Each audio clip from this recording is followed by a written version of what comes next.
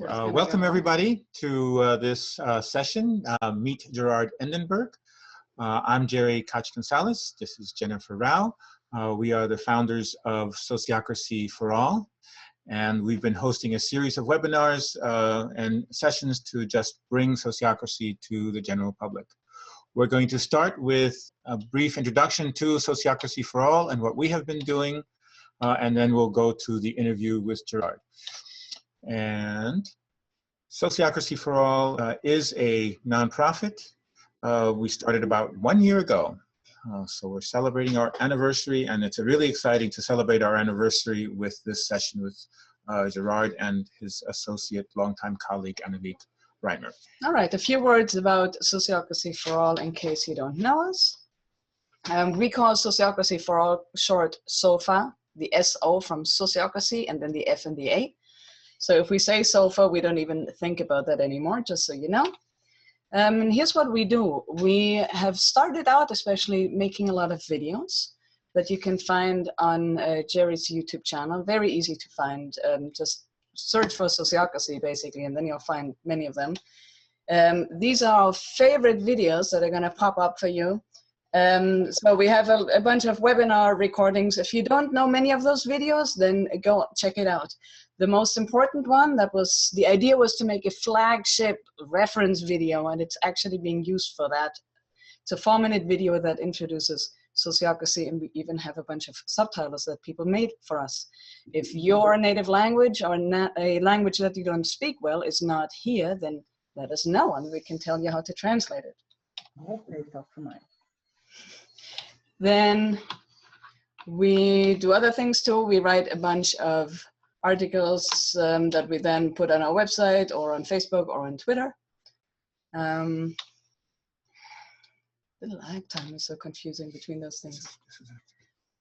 And the one thing that we do is we published a curriculum for groups to learn sociocracy in their own home using videos that you can find on YouTube too. And you can find even the handout, session plans, and everything of that on our homepage that you can see. I think here, now I have to point here. This is the domain for that.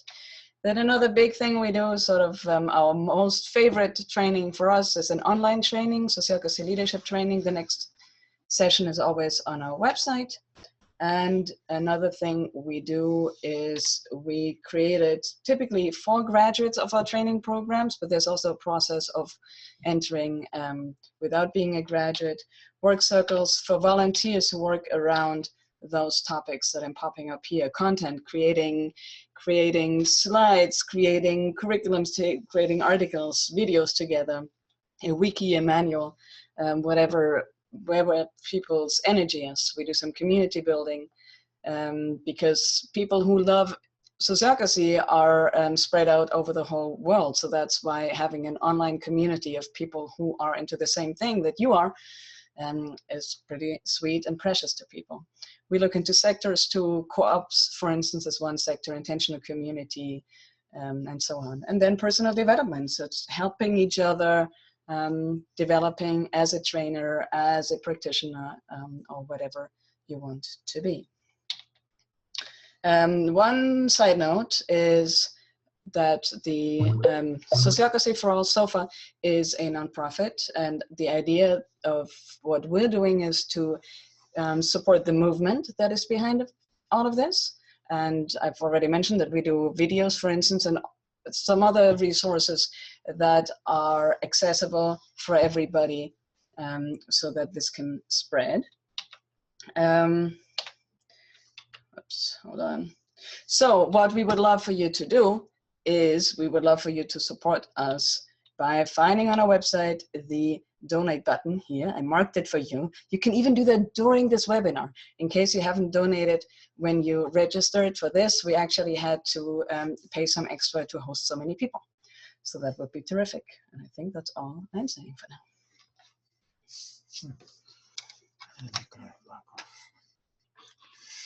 Okay. Log off. I did. So we're going to get started here with the interview. So here we have Gerard Gerard Endenburg. Gerard developed the Sociocratic Circle method in the laboratory as a social, what am I trying to say? Gerard developed the Sociocratic Circle method in the business Endenburg Electronique as kind of the social laboratory for that experiment. Later, he founded the Dutch Sociocratic Centrum, which then grew into a global organization currently known as the Sociocracy Group, which has multiple divisions. The Sociocracy Group is intended to be the social laboratory for developing sociocracy in global society. Annemiek Reimer was one of the earliest adopters of sociocracy and a longtime colleague of Gerard's from the beginnings of the Dutch Sociocratic Centrum, and is currently the Sociocratic selected leader of the Sociocracy Group.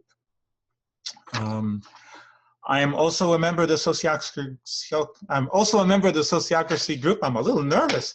So I've been in many meetings with Annemiek and enjoyed her good thinking in all those meetings. And I was very pleased to have hosted Gerard when he came to the United States and visited here where I live in a cooperative co-housing community in Amherst, Massachusetts. So without anything further, we start with, we have a few questions here and then eventually we'll open it up to people in the audience. So Gerard, you first experienced sociocracy as a young person in a Quaker school in the Netherlands that was run or with Kees Beuke. Can you tell us about that experience and how it influenced you, what impact it had on you? So at that time it was war, and that I was there in 1943 till 1948.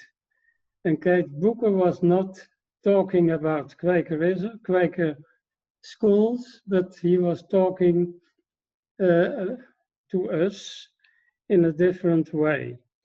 And he said to us, this is not a Quaker school, but I think that Quakerism is for the whole world. So he was not talking about sociocracy. So I started in 1943, I was 9 years old, and then I started in this school. So during the war, the Jews were part of the school, and I was sleeping together with a Jewish boy. So it was for me an interesting period. And then the end of the war, it was a problem in Rotterdam. And after the war, I was there in 1945. In 1948, I stopped in this school. And Kees Beuke said in 1945, he wrote a book and he gave it a name and he used the term sociocracy at that time. Not as a Quaker term, but as a normal term. And it was for me a name. And Kees Beuke said at that time, he wrote in his book that there are two parts of this name, sociocracy,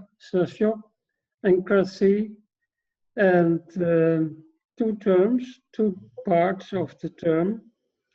And he was using this in his book as his own term. And it was new for me. So after the war, I was asking myself, what can I do with this name? And that's what I can do, what I did. I used the name because I'm very bad in using names. So I was thinking at that time it was a good way of doing. So that's what I did in 1945. Was there, the stories that I've heard about how that school ran was that the teachers and the students worked together in deciding what to learn or how to learn? Is that true, or could you describe that? So in this school, the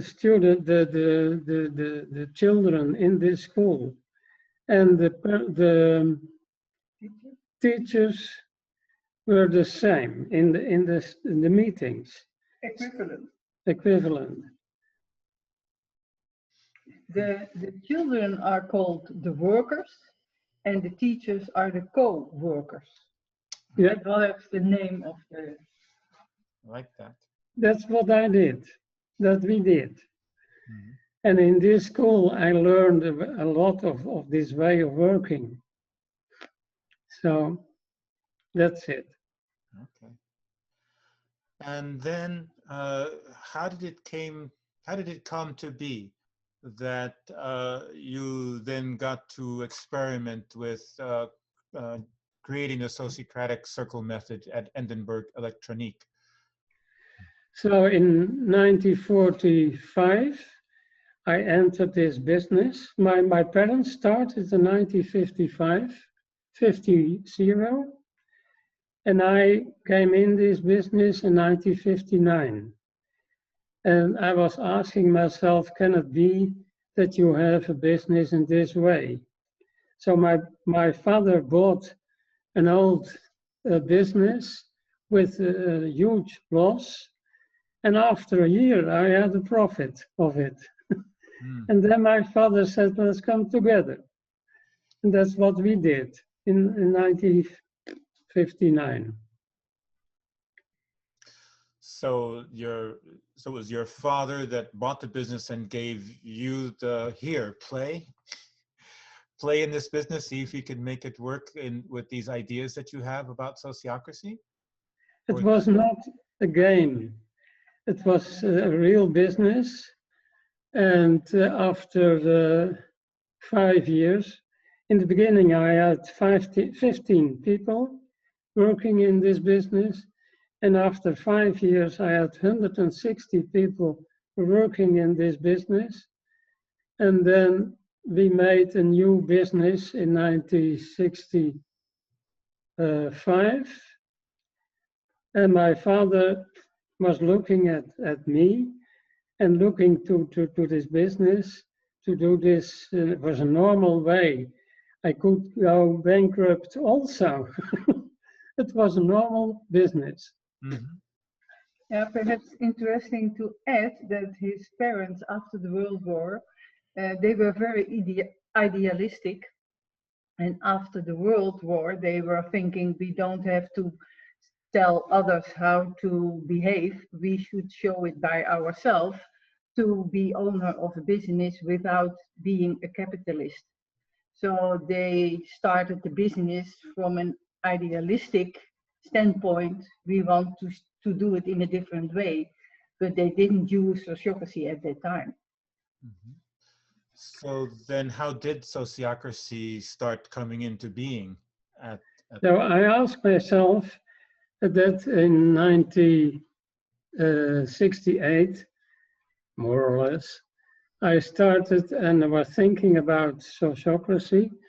And then I was thinking I have to do it in a different way. So in 1970, I brought it in my business. In 1965 and 69, I was thinking about the 4 laws. And at that time, not only sociocracy is a part of that Quakerism, and I started with circles, and I wrote it down as a triangle, and the beginning of a circle is a triangle, and that was the idea I had at that time to start with these triangles. And that's the reason that I started in 1968. I made this sociocratic system, and I started with that. Mm-hmm. So the triangles were kind of the picture of the kring, of the circle. Yes. And they also symbolize the lead, do, measure. So the circle, the triangle is a part of a circle, is the beginning of the circle. So that's what I did at that time. And I found out that you have to start with the individual and then to go to the United Nations, you can say. Mm-hmm. The triangle is in drawing of the circle process. It's not a circle, it's the circle process. Right. Therefore, it's a triangle. Yeah, lead, do, measure. Yeah. Now evaluate, lead again, do, measure. And so then that's the circular process. Yeah. That's shown by those 3 points of the triangle of lead and do and measure. Yeah. Yeah. But the question for me was to bring, to do it with bigger companies. And they said to me, you can do in small companies everything, but come to big companies. And that was what I did in that time. I came to Philips and I came to Shell. And I was asking myself, what is the reason for them to do it in this way? And then I found out in Shell was a small group of working people. And I found out also Philips, the family of Philips, they were doing it with small groups. So the importance of working in small groups? So the small groups are very important and the bigger group are also important. So I found out that you can do it in small organizations, you can do it by yourself, you can do it in great organizations, great organizations. But you need to cut it in pieces connected with each other. So socio tells something about small scale decision making in a big organization. Both ends. Both ends. Yeah, so maybe Gerard, you could say a little bit more about those 4 rules and how they came to be, how you understood their importance. So we used the 4 rules, and you can say that the first 3 rules are very important. So the Quakers are using consent and consensus, and they were fighting with that. And I found out there is another question very important, that's the circle process. And you can only connect the circle process by means of the double link. So that's the doing of the 3. So what I found out in practice, that the election is going on in a democratic way. And when you see other people looking to each other, that they are electing people in a democratic way. And that's the reason that I was thinking about the 4th rule. And then I was thinking it's very important to tell the people they have to elect other people by themselves, by the consent principle. Mm-hmm. So organizations are organized in groups that we're calling the circles, where decisions are, and the circles are linked to each other so that they cover the entire organization. Double links, each circle having a leader and a delegate. So the information can go from the very broad to the very specific, and from the very specific to the very broad. And the selection of people to roles is always by consent in an open process where I say why we're selecting each other, and it's not a secret ballot form. So that's right. And for me, it's very important that you have to think about open and closed in the same time. So your room is closed and there's always a door in your room. So it's open, your room. So open and closed is a part of the process. So that's very, very important. So the drawings you make You can do it not by circles, what you did in your family, in your picture, but you have to make it open on the top side and to open it in the lowest level. So in the drawing, you have to make an open and a closed situation. So the top circle is not only the top of an organization, but it is also connected with the environment.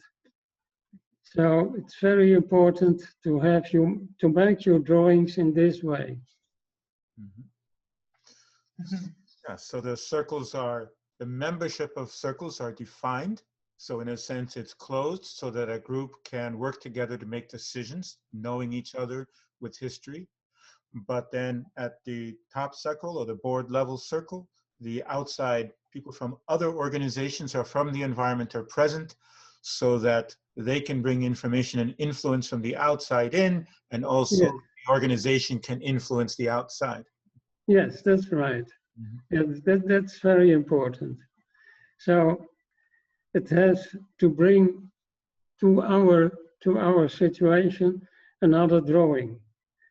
So you can do it by circles, what you did in that film that we made. Film. Yeah. And you have to open it in the top, and you have to open it in on the other side. So you have to open it to make it open and closed in the same way. So don't look out that the drawing in your picture is like what the Americans said in the 60s. They were talking about flower power, and they were using this term, this round circles, and to open this, to do this in a different way. So that's the reason that I make these triangles. When I think when I think of the flower, it is grounded, and so it is connected to everything through the ground and the roots. It's also open to the air, so it is influenced by the environment from both the ground level and the air level.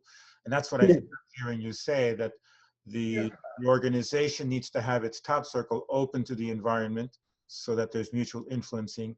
And at the lowest or the most basic level of the organization, where the organization is going to connect with its customers, the people that it's serving, or the suppliers of materials, it also needs to have an openness there to receive feedback from that level. In order to know that's right. But it's not only the organization. Every circle should be open on the top and low. So all the circles. Oh, because all circles are double linked.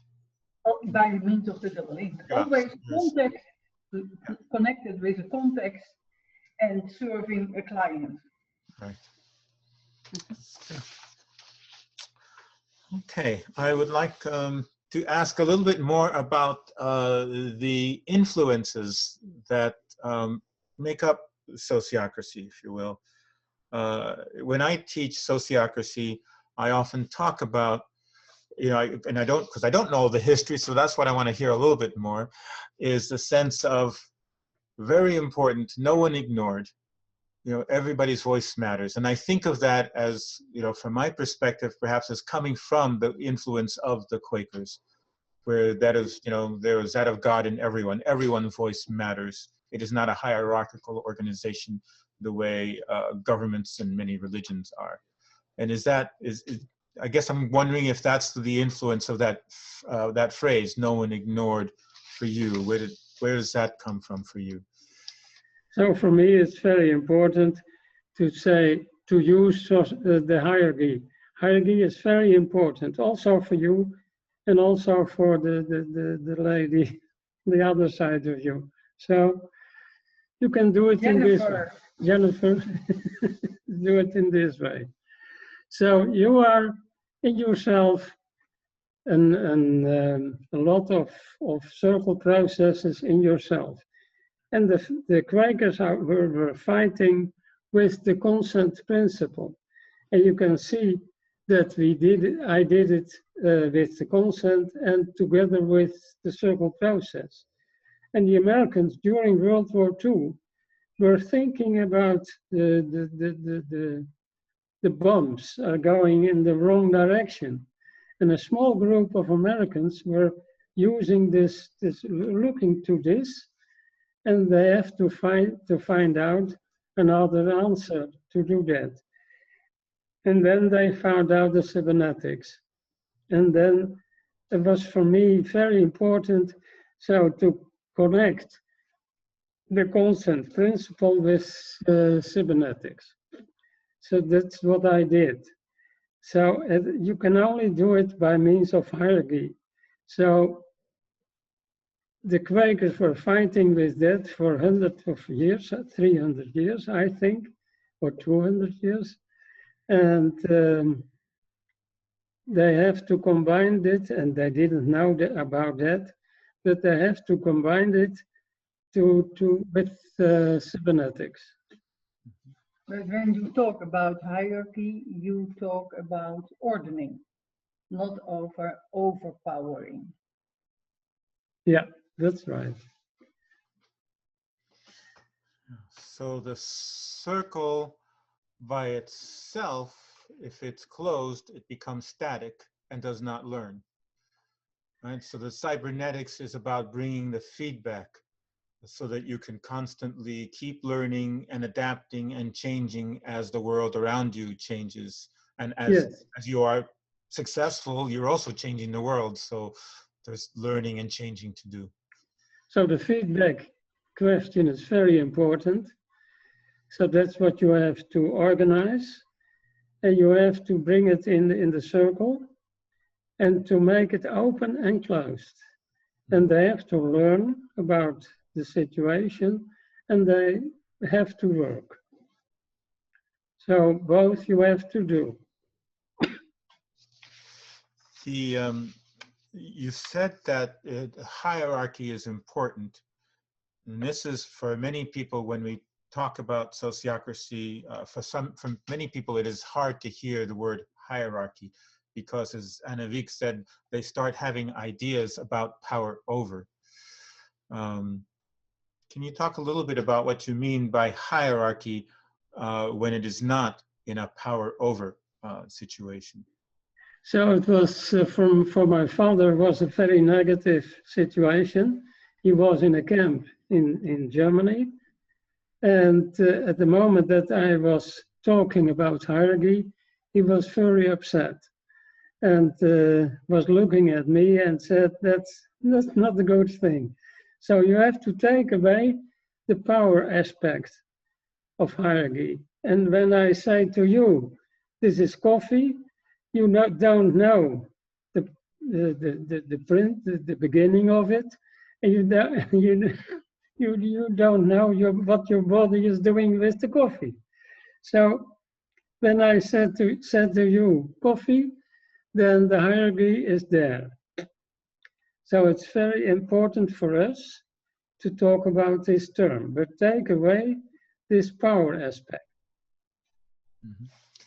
So that what is there is just the range from the big picture or abstract frame all the way to the very specific and concrete frame, and that's the natural hierarchy, and not a power over hierarchy.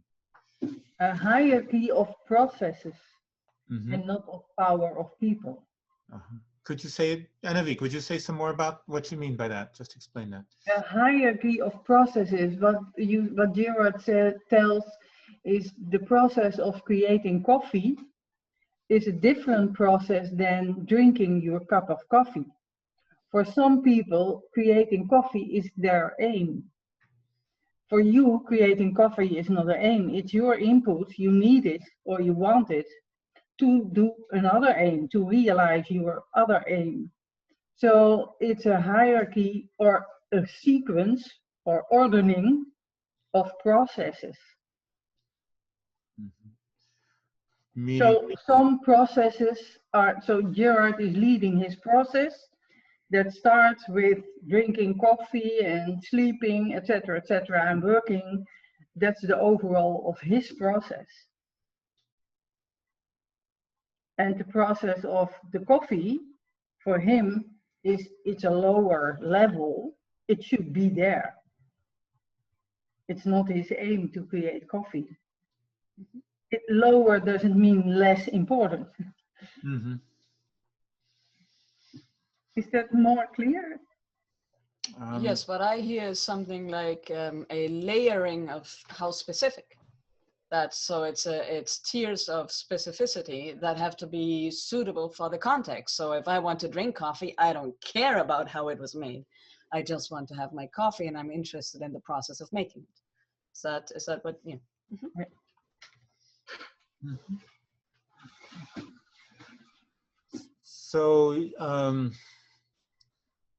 Gerard, you created or started the Sociocratic Centrum, and now the Sociocracy group. What were you hoping for in creating that? You know, now going beyond Endenburg Electronique and taking Sociocracy out into the world with the Centrum and now the Sociocracy group. Why did you do that? What was your vision? In the beginning, I was very happy with this Sociocratic Center, and I started this center in 1978. And the reason for that was that a lot of people were asking how to do that. And then I found out it is a tool for our society. And that's the reason that I started with we started with the TSG organization.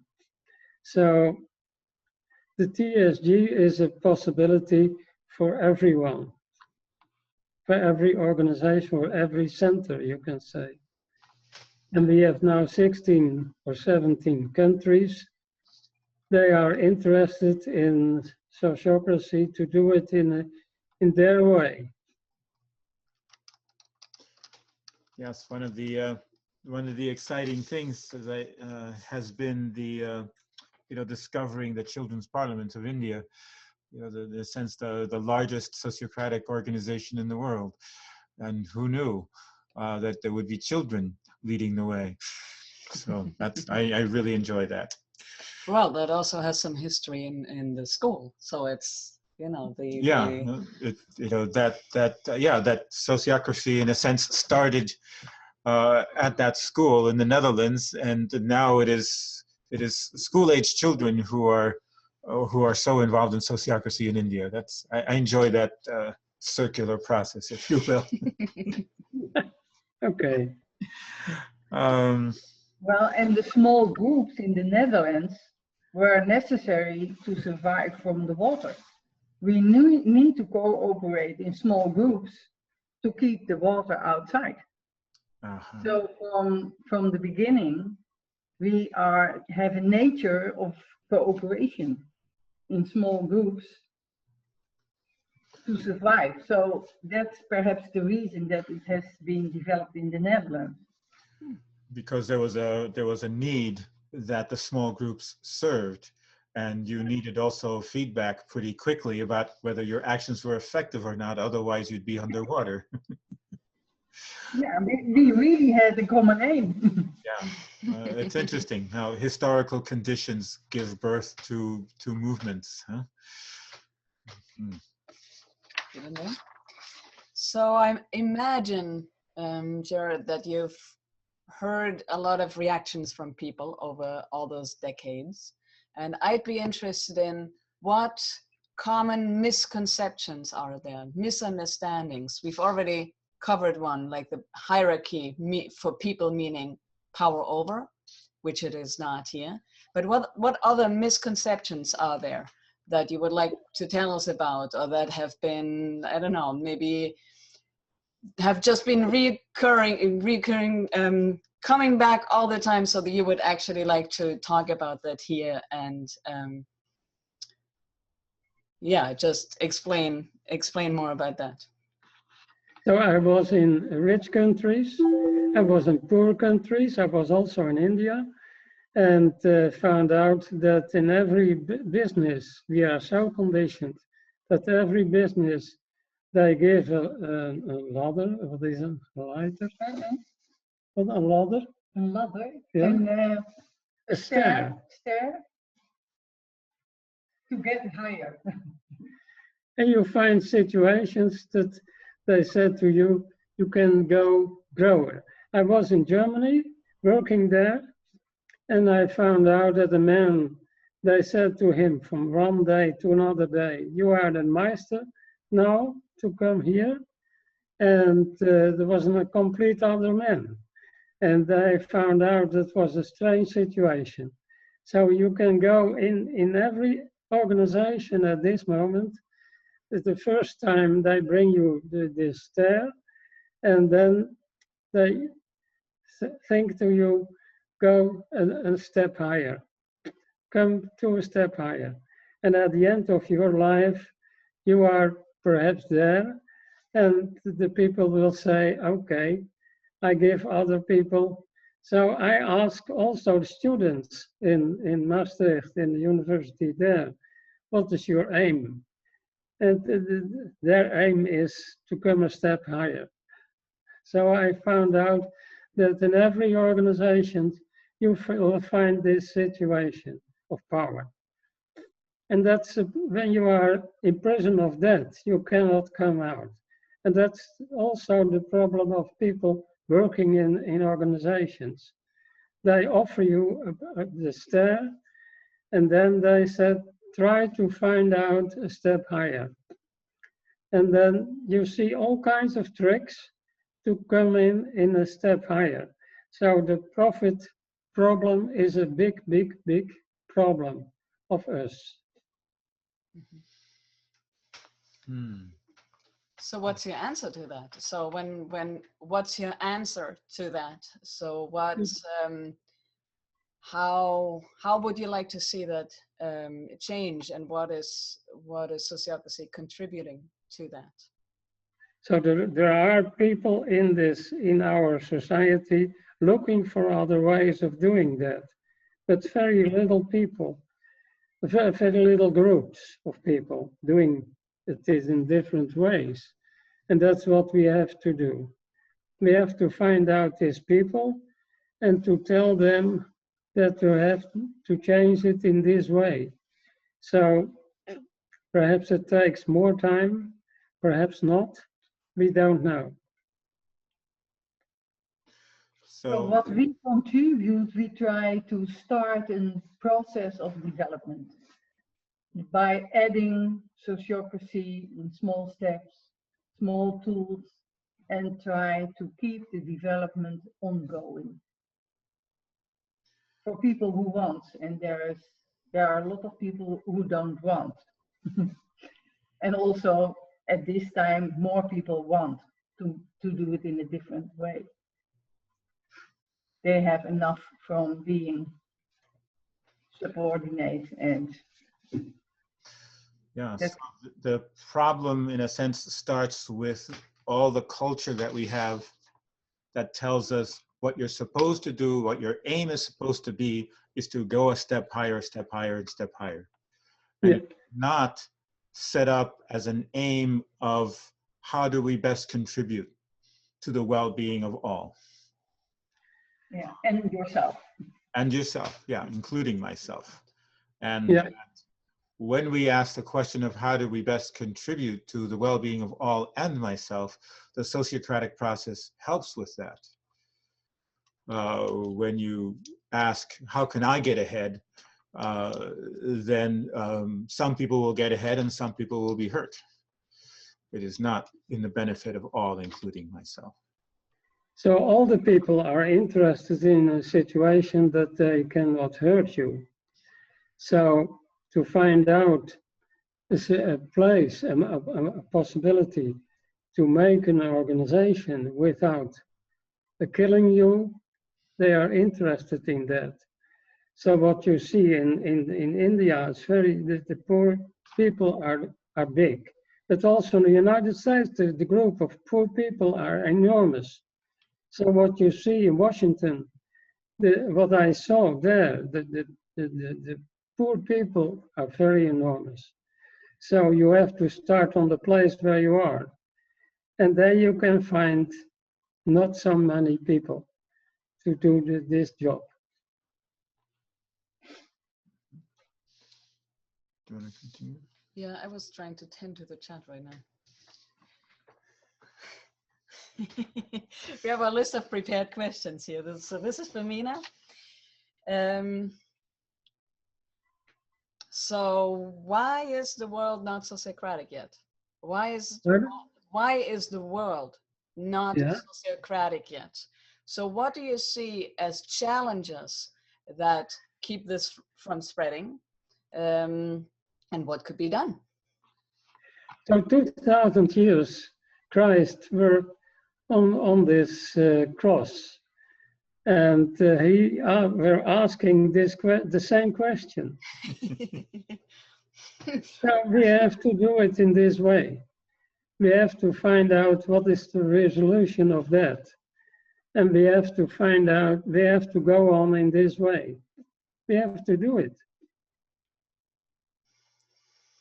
I agree. Yeah, the biggest thing is that we have to tell that the wisdom of leadership should be that when you start in a sociocratic way, you are not losing power. You get more power. You are more powerful to steer when you are in a sociocratic organization. And that has to be with consciousness and experience and examples. You have more power because you are working with others who are wanting to work together, as opposed to just working with you because they're afraid of losing their job or trying to figure out how to take the next step higher. Yes.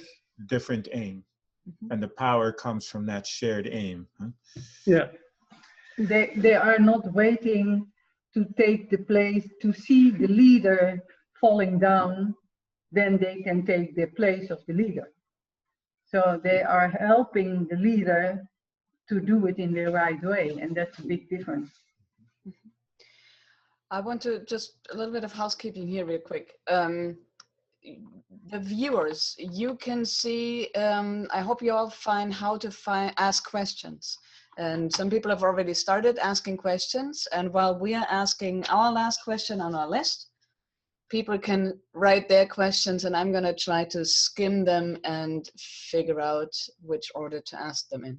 So everybody can type and listen at the same time. Maybe. So that's, I think you go to the bottom of your screen. I think it's even the top for them. It's in the top looks for them? different for us. Yeah. Okay. You'll find it. Somewhere it says Q&A, and you can type your questions there, and we can see those questions. So maybe ask the last question that we were thinking of, and then we'll open it up. It's been now many years since you started this whole development of the Sociocratic Circle method. What have you been thinking about recently? What have been some of the new ideas or new directions or expansions that you've been thinking about recently? So my experience is that most of the people you are talking with, and we are talking with, are in prison of the power structure. So that's what we have to solve the problem. So that's our task. And Christ did this 2,000 years, and I was working 40, 60 years now at this time, this way. So perhaps tomorrow, perhaps 2,000 years, I don't know. But that's not a problem, to find out another way to do it. So give everyone the solution to solve it. Yeah, and what I have read in your last manual is that Gerard is trying to apply the empty rules on business you did on education, schools, and on society. And at the moment you apply those that vision, sociocratic vision on them, you see that a school should be organized more as a business and a part of the society, that the society should be connected more and working as a business, and that the business should be more a small society. So then you see some lacking elements why it doesn't function in a way we like. It's not connected. We are educated not for the society, we are programming children, and then they start in a total different situation. It's not an organic growth of development, for instance. So just, Anavik, let me just, I want to follow up on those. So education should be organized as business. So you are making profit, and you are finding yourself making profit, and you can only live when you make profit. You cannot say profit, not profit. Mm-hmm. So everyone is looking for better situations, and everyone is looking for doing this. So the community so the society is you can say a big business in itself. So everyone is making more profit. Because profit is absolutely necessary for the survival and well-being of any organization. For everyone. Yeah. Again. Like in physical thing, you can say you have to eat, otherwise you die. But you have to produce fat on your beings. Too much is not good. Too less is also not good. So you have to produce more than you just need to do. Mm-hmm. That kind of similarities. When you apply that on different structures, you see some missing things. And when you produce what you need, I'm thinking about, you've talked about, Gerard, you've talked about basic income or existence possibility guarantee. Could you say a few words about that and how that fits into your ideas about sociocracy? So it is very important to think in this way. So everyone has the right to choose. Everyone has the right to lose. And in Holland, you cannot lose, so they will kill you. And in Germany, you can not lose, they will kill you. And in what I have seen in the United States, you can lose a business, and then you can, they ask you, are you learning from that? Did you learning from that? Did you learn from that? So what I said to myself, that learning is a natural way. And in the past, a prime minister was a woman, said to the government, to Holland, you have to learn your whole life. And that was not a positive speaking way of doing. And today they are talking in this term. We have to learn always. And when you live in your whole life, you have to learn your whole life. And that's what we have to organize. So we don't need schools in a traditional way. We need schools together with businesses to learn and to work. And that's what you are doing. You are learning and you are doing. Mm. But the BMG, the existence possibility about the money, that was your question, Jerry? Yes. Yes.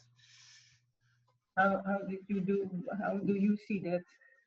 So it's very important that everyone is talking about that, but that's not the way, in a traditional way. So you have to bring in, first of all, the sociocracy, and then you can talk about the way of making money. Remuneration. So bring the money to people so that they can choose. And that's very important. So that's what I did in my business. And people don't like that. Didn't like that. When a business is successful enough that it's making a profit, then people in the business can choose how they want to deal with the money. So it is not Yes. making more and more money for me personally, but how can I contribute to the well-being of the community in which we work? Or Yes, that's right. how can we help start other businesses that can also be successful and meet the needs of the workers and the communities? Yes, that's right. Okay. I'm going to see if Jennifer's ready to ask some questions. Yes. From the chat, from the Q&A, I mean. Mm-hmm. For all the viewers, I'm not gonna go through this chronologically. I'm gonna cluster it a little, okay? And I'm sort of going from detailed questions to bigger questions. That's my plan, at least. And you can continue to ask questions. Okay. Now, there was one question that I've been wondering too, because I heard about this. So the viewer is asking, I read that Dutch companies using sociocracy are exempt from labor laws requiring the Dutch works councils, similar to unions, because it is believed that the workers are already represented daily through the sociocratic method. Is it still in force now? So is that still the case? Yes. Yes. That was a quick answer. Then it's the only exception. Eh? There is no other method or whatever it is that has this exception from that law. Because of the double linking, the workers are represented all the way up to the top of the organization. Participation is integrated in the working place. Mm-hmm. And the investors in a company don't have power over the company in a sociocratic. Equivalent in the decision making. Yeah. They are the business in itself. The owner of the business is the business itself. Yeah. Ready for the next question? Have you? I'm not quite sure I understand the question the way it is asked, but maybe you will. Have you experienced that people are finally happy to be part of circles and they don't have the aim to get to a different circle? I think the idea is different up to the sort ladder. of, yes, up the ladder. How does implementing sociocracy change the ambition of the people? So the people are, the first time that they have the feeling that it is going in this way is new for them. So it's also new for them to find out what are their solutions.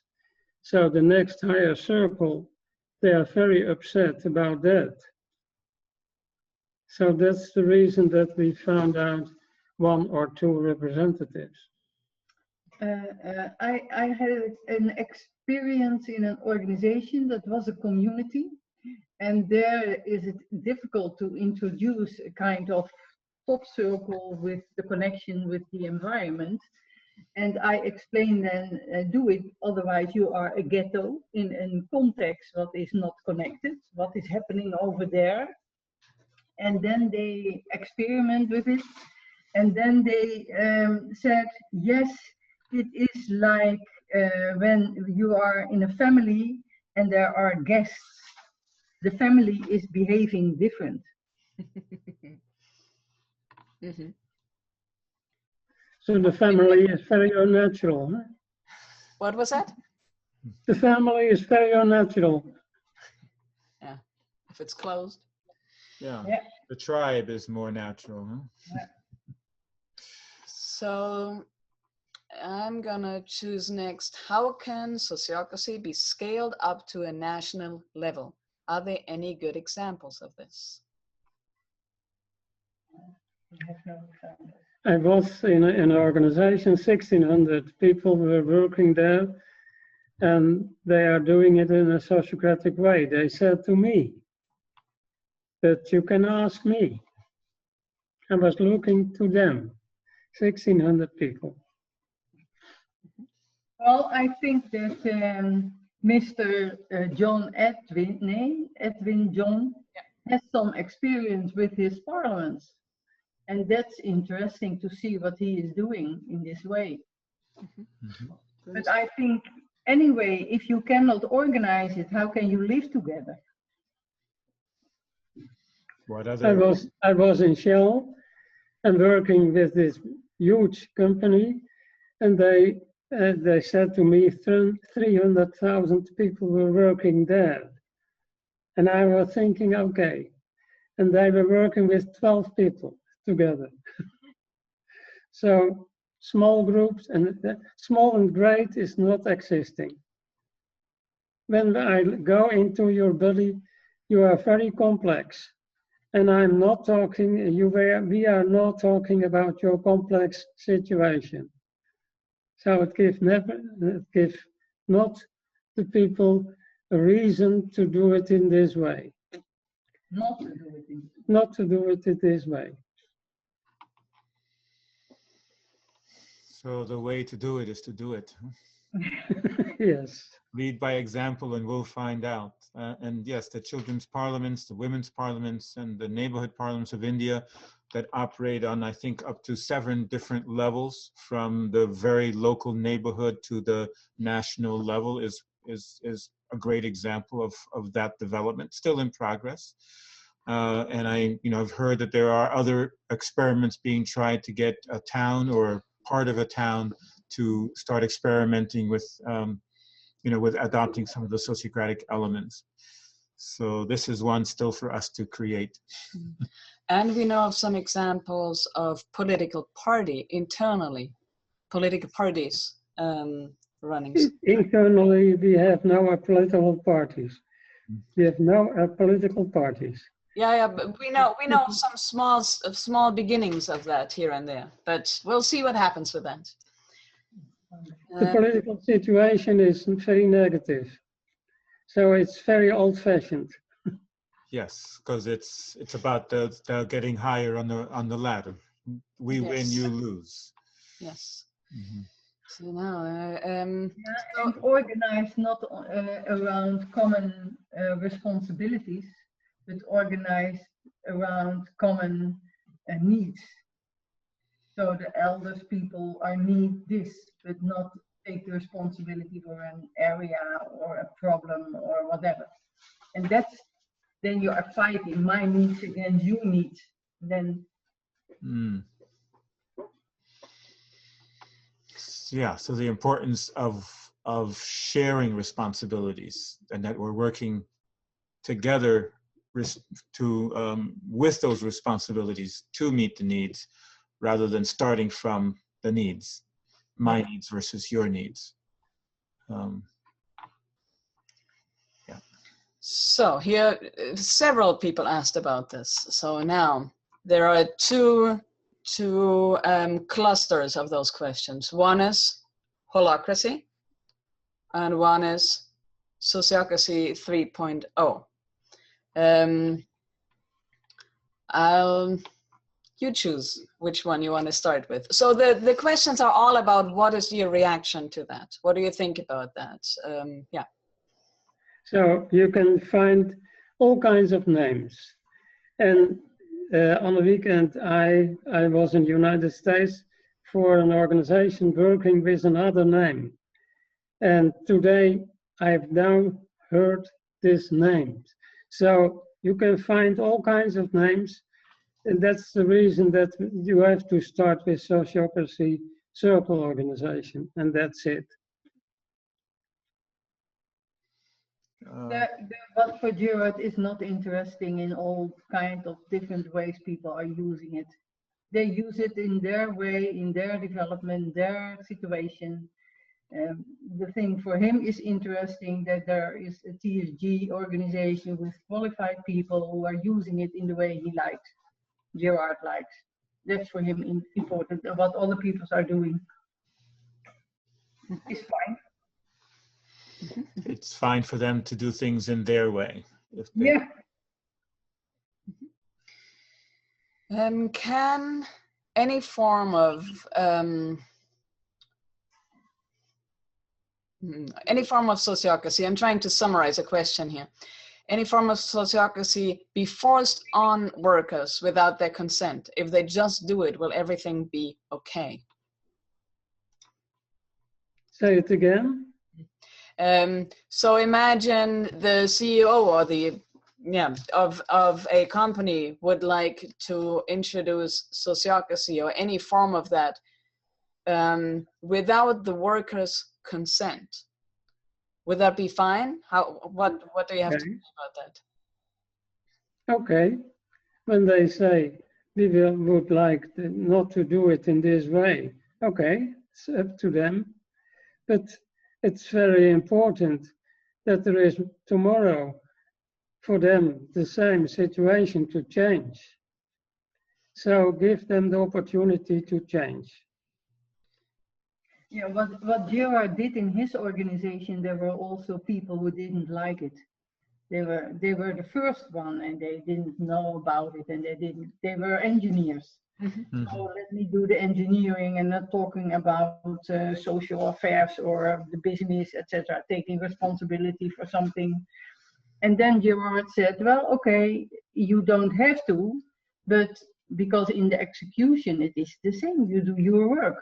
We only have a circle meeting once a month, and there we take the decisions, and you have to execute them. So there is a chair, but you don't have to come. And then the first thing you told me last time, the first thing you came up was that the blue collar people and the white collar people should start on the same moment in the morning. Then they came to talk about it. They had an opinion and they want to influence it. Mm. So at the moment they want, they can do it. They are not. You cannot force them to sit on the chair. You can invite them. Mm-hmm.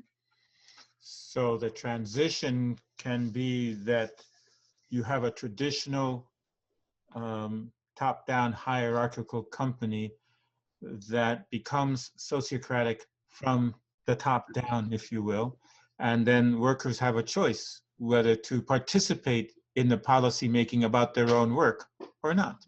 Yes. Sooner or later. Yeah. They have to do that. And when an issue comes up that is actually important to them, then they will find their voice and speak up. We have to ask them why. They have to ask why their arguments. Mm-hmm.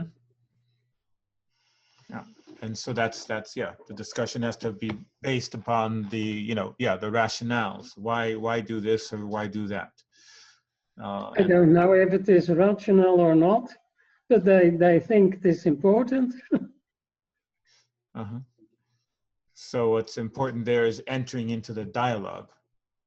Yes. To explore what to do with whatever the issue is. That's it. Once you're entering into that dialogue, now you're treating each other as equals. Yeah. Here's another question.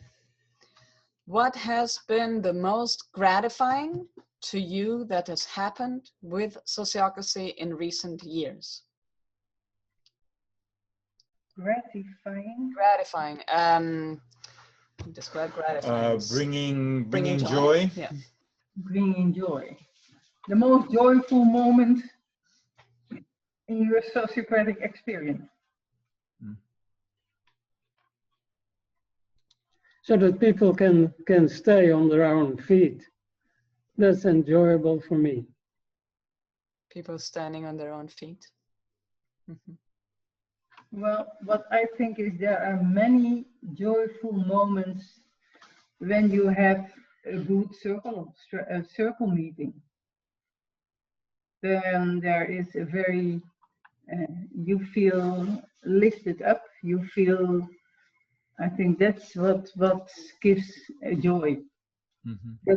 That sociocracy contributes to a better way of solving problems, conflicts, wars, that kind of things. Now, wars we didn't solve in a sociocratic way till now because we have no United Nations in a sociocratic way. But in organizations we see the tension, conflicts disappearing. Mm-hmm. The challenge is, you know, in bringing sociocracy to an organization, sometimes are how do the people have power learn to share, and how do the people who do not have power learn to share? And that's, I think, what I was hearing you say, Gerard, is when you see people standing on their own 2 feet, when they have, when they are sharing power and not simply letting other people rule them, but they have found their voice, a way to claim that equality, to claim their equivalence in an organization, and that's what brings joy. You can tell about de sociale werkplaats van de Koningin Wilhelmina Stichting, van die groepsleider. Do you remember? Yeah. Yeah, so? Gerard has, at the beginning, do you want to tell about yourself? Gerard has started, when he started, he went to, he was asked to give an introduction for a working place for handicapped people. A social working place where people keep their daily thing to keep them involved in the society. And he gives an introduction, and then at the end the board was introduced and told them by the people who had that day in a training. And they told the board what they have done about sociocracy. And then one of the board members said, yes, but what you are telling, sociocracy is for rational, intellectual people, but we are working with handicapped people who are not able to work with sociocracy. And then you told me that one of the group leaders stand up, and he was very emotional, and he said, they don't understand the democratic voting system. They only work in a sociocratic way. You cannot work with them, he pointed to the board. But I can communicate with them in a sociocratic way. So that was for Gerard very helpful, that this man, Gerard cannot do this, the board member cannot do that, but this guy could do it. And he wants to start with it and do it. And we have very good experiences with performance reviews where handicapped people are involved. They only speak with, I cannot communicate with them, but they can communicate. And that was very, very big moment for you. Yeah. Well, it's a powerful experience for people who have not been treated as equals to claim their power as equals. Yeah. That's right. Ready for the next question? So there are 2 questions around conflict resolution. I'm just going to read one of them. Does sociocracy consider specific methods for conflict resolution, emotional management, or do we need to find other methods for this?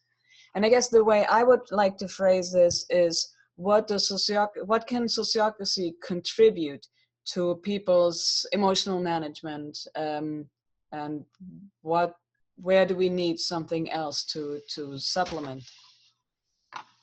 So you are a woman. You are different from your body, from the other person. And every person is different from other people. So you cannot say conflict. There are always differences between people. So they have to talk about that. So communication is very important to do that. And if there is a conflict, you have to talk, to ask the other person, what is the reason for this conflict? And then there are the arguments on the table. And we can talk about that. Yeah, what I see is that sociocracy is empty, but the people are not empty. The people have a lot of experience and knowledge, etc. And it's up to them if they need other NVC or Gordon methods for communication. It's up to them. I cannot say you should use this or you should do that. That's the development of the person. That's the development of a circle. That's the development of an organization and a society. So I keep it as empty as possible. The method. So what I hear you say is that or open as possible. yes, so that we provide space for people to bring all of themselves, but that the method doesn't say anything about that besides just providing the space. That's what you mean by being empty. Yeah, and that's so nice that there are different people. We are working with certified people, but the one has experience with Scott Peck, with NVC, with lean management, with agile.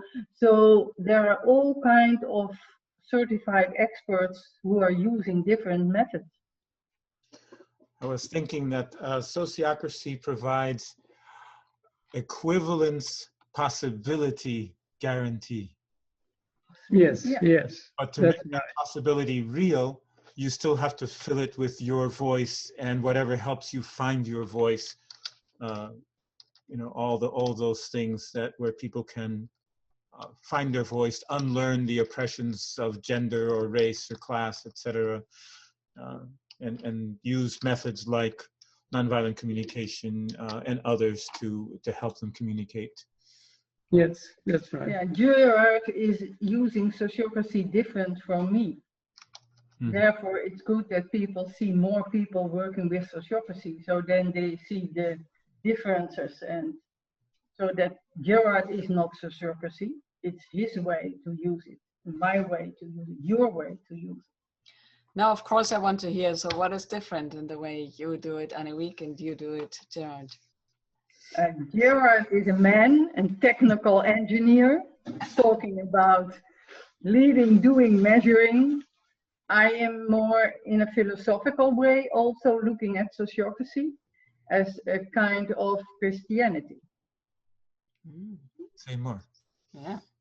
Christianity as when you say your neighbor, you don't get your neighbor, you have to create your neighbor. And a circle is for me a kind of creating your neighbor, to treat your neighbor as yourself.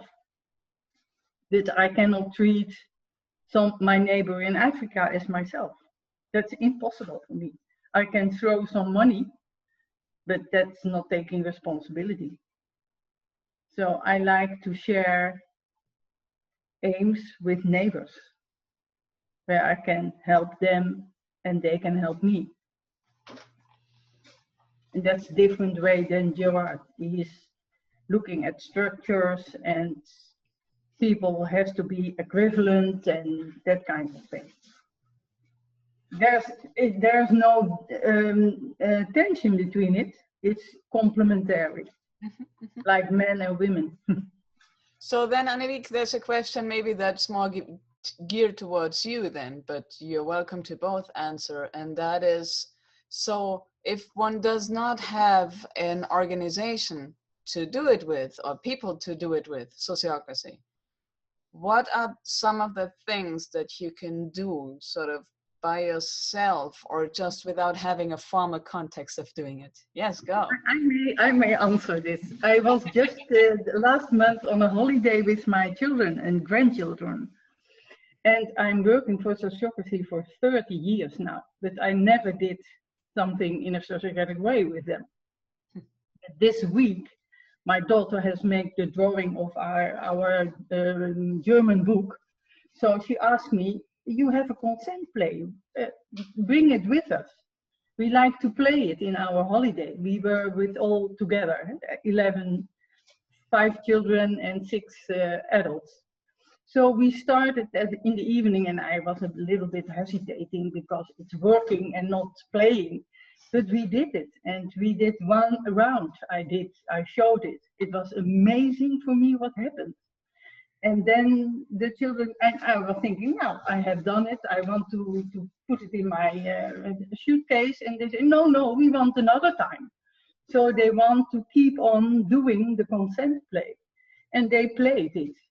And I was amazed what happened with the children and their parents and me. And so it was so amazing. I should have done that 20 years ago.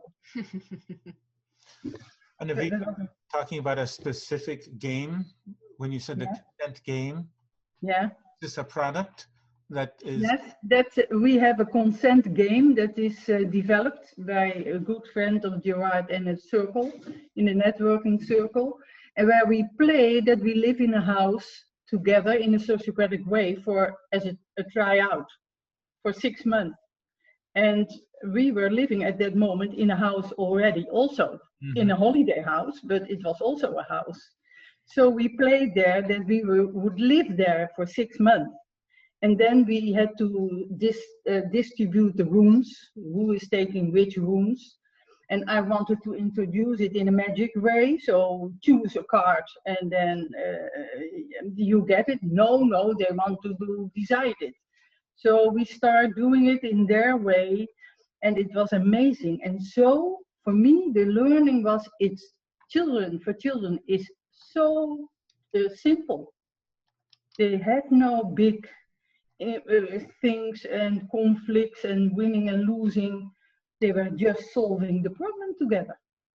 It was amazing for me. Yeah, we have that consent play. I think it's also in English available. And in German, I don't know. Fun. We recently here had, we built an addition so that Jennifer's daughters could move into the house. And so we had a meeting with at least the 3 older girls, and we collect, by doing the rounds, we made a decision about who was going to have which room.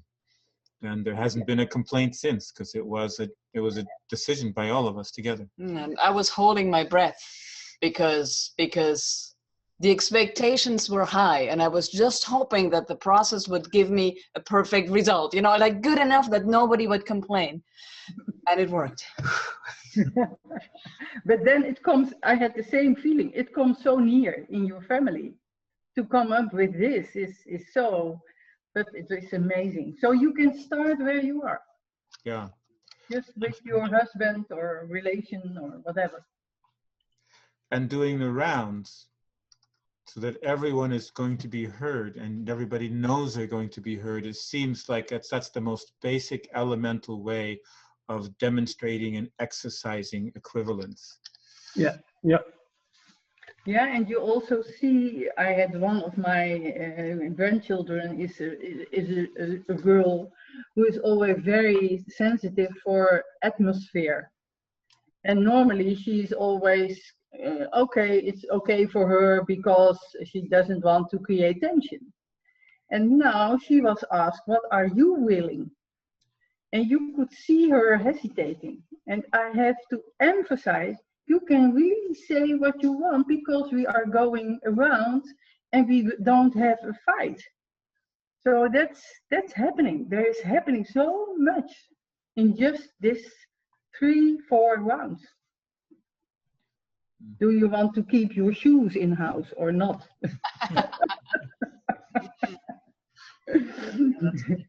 Yeah.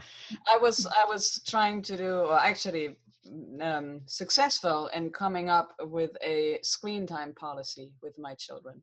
Screen time, how much time are they allowed to spend in front of phones and computers and all of those? That is all summarized as screen time. Yeah. Yes. That was sweet. So what do we have here? We have a few more minutes. Yeah, we'll have to pick one last one maybe out of the ones that we have. What do you think about the idea of using some of the sociocracy tools instead of the whole idea in order to improve conditions of work in places where people do not show interest for the whole philosophy behind sociocracy? So what if people are not really interested in doing anything that starts with socio what? But what can we introduce single pieces, separate out single pieces? So I don't know if I understand it in the right way, but you can start at the moment that you have to do it completely. And you cannot say only by a part of it. You can do it by yourself, the whole situation. Yeah, but what Gerard means is, in the past you always say you cannot be a little bit pregnant. You are pregnant or you are not. And to be equivalent, you need the whole thing. Mhm. Otherwise you are not equivalent. Mhm.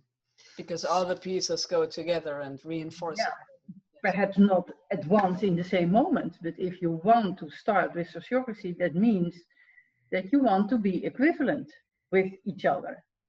If you want to do that, then you have to start to organize that. So you lead with your intention, the intent to be equivalent, and then various practices and ways of doing things support that. Yeah. Yeah.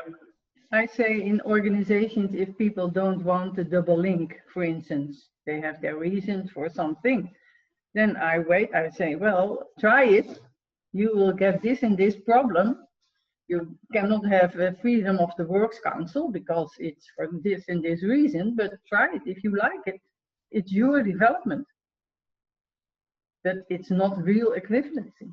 Mm-hmm. I have a good question here that I still want to add. Could sociocracy be used in an organization that has unethical principles inbuilt in its vision, mission, aims, such as destroying habitats of people and flora and fauna? Could we do bad things using sociocracy? Ja, Hitler, vertel van Hitler. Weet ik niet. Oh, well, in the past we talked about could Germany, Hitler organized his country in a sociocratic way. He would realize his aim very well. But then you have missed the opening to the top circle, because you are always connected with your environment. It's not only equivalency of me and we, or the organization, but also the context of that organization. So if it's an organization where the context has an objection to that vision, mission, and aim, it should be adjusted. You are not an isolated cell in your society. That's the hierarchy. Mm-hmm. Good. Are we closing? Any last words? I don't have last words. You have last words. Okay. Well, I don't know if you have. So we're about to close this webinar, this session time together. Gerard or Annavik, is there anything, your final words that you may want to say to people? May I say first, and then you finalize? I am interested, the people who are there, their name. I'm interested to hear their name. Sorry, repeat. I like to hear some people or the audience or whatever. Is it possible? We can hear people. We can promote a whole bunch of people. Yeah, we could. We can bring a whole group of people. Who is there? Can we bring everybody all together? Is that even possible? I can, but I don't want to just, well, do those people have Okay. They might have to agree to that. I'm clicking somebody. Okay, that's not possible. Okay. Oh, here, we're going to show you some people. Okay, you can everybody, how can people, I want people's consent to do that though. That's the problem that I have right now. Oh, people raise their hand. Excellent. Raise your hand if you want to be promoted into the panel. I can do that. Excellent. That's perfect. Promote to panelist. Make it a big. Yeah, make it what? Big screen. But no, you keep doing it. Hi. Yeah. Nice to see you. Wonderful. Yeah. So how many people are there? Okay. Yeah, we have 30 something people right now watching this. So. Okay, so it's too big. Francine, I see Francine also there. Okay, nice. Everybody's here. Everybody's here. Wonderful to see you. Yeah. Can you see each other now? Yes. Yes, we see each other. And maybe while Jennifer continues this. Still clicking here. I have to Yeah, do everybody one by one. I want to. Can we? Well, if we unmute everybody, we'll probably get a lot of noise. Yeah. But I was thinking I'd love to hear just name and where you're from, so we can give Gerard and Anavik a sense of, you know, how far, where in the world we are. And maybe, well, you're still clicking more. Yeah, I'm wondering what to do with the people who call in by phone. I can promote them too. Yeah. Yeah. Well, let me just call on people. Victor, where are you?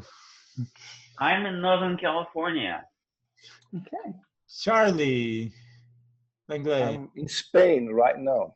Okay, wonderful. Henny. I'm in São Paulo, Brazil. Aha, São Paulo. Francine.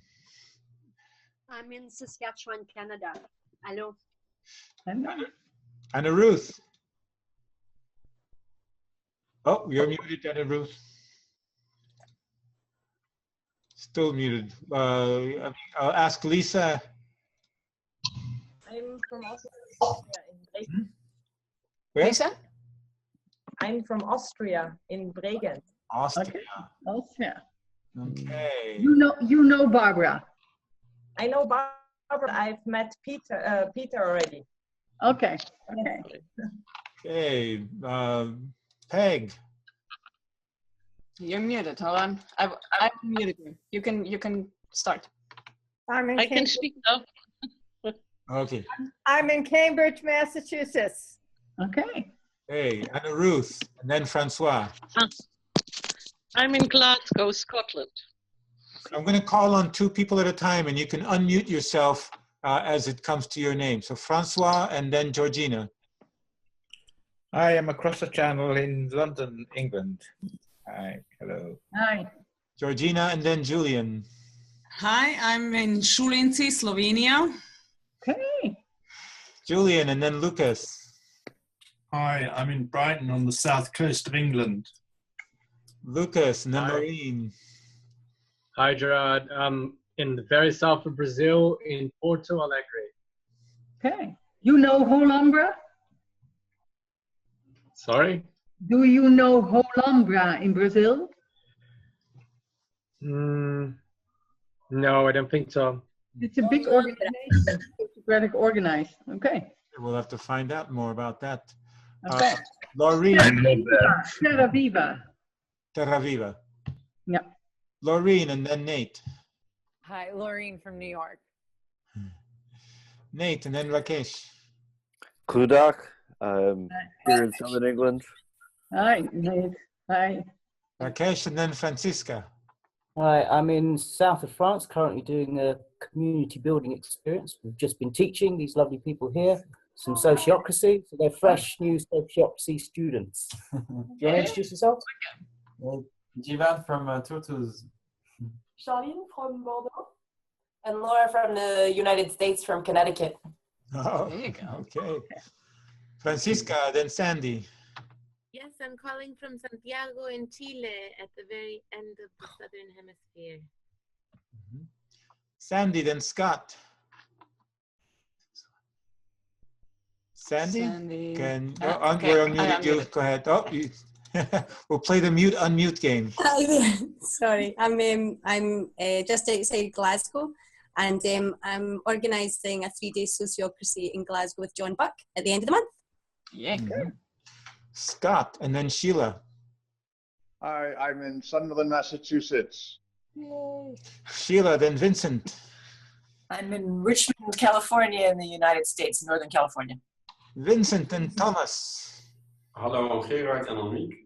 Vincent uit Den Haag in Barcelona. Thomas, then Fabio. Thomas unmuted. We're unmuting you, right? Can you? I'll unmute you, Thomas. No, now you can speak. Hello, I'm in California. Fabio, and then Johan. Hello, I'm in São Paulo, Brazil, and I know Olambra. Yeah. Johan, and then Denise. Hello? Yeah. Yes. Yeah. Hello, I'm Johan from Belgium. Hi. Hey, hi. Here. Yeah. Denise and then Beatrice. Denis from Quebec City. Okay. Beatrice and then Leonie. Hi, everybody. I'm Beatriz. I'm calling from Colombia. I'm so happy to all of you in this meeting. Thanks. Okay. Hi, everyone. I'm Leonie. I'm from Toronto, Ontario, Canada. Okay. We have a second page, but this More. doesn't. Eric Ramos. Yes, I'm talking from Piracaia in Brazil. Okay. Norma and then Matthew. If Norma, if you can, I don't know if you can. You're on the phone, I guess. Let's see, we'll unmute you. See if you can say something. Norma? Maybe just watching. Matthew and then Les. I'm Matthew, Eugene, Oregon, with the Handel Institute, an organization that transitioned to a sociocratic leadership this past year. And thank you, Francine, for helping with that. Les, and then I think maybe we've gotten everybody that we can reach. Les. Hi, Les from London, floating gently away from Europe. Well, that was a depressing closing, Les. It's a good opportunity. We're equivalating. Are we ready to close? Oh, with our ritual, you mean? Yes. Yeah, I get energy from this to see you, because I have the feeling if we all start on our own place, at the end we will end up in a sociocratic United Nations. So let's do the job. Oh, I have the last word.